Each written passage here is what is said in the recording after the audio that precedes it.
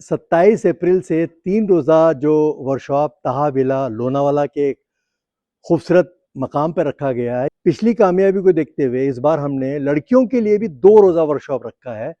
वो 29 और 30 अप्रैल को होगा। इंडिविजुअली हम बच्चों के साथ उनकी सोच का हिस्सा बनने की कोशिश करते हैं।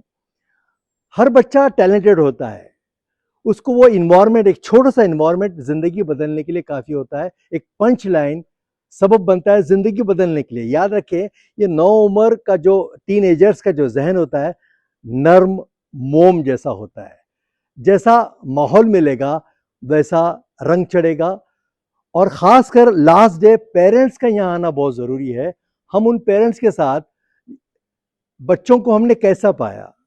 याद रखिए, दुनिया का सबसे बड़ा मोटिवेशनल स्पीकर, ट्रेनर, कोच माँ बाप से बढ़कर कोई नहीं हो सकता।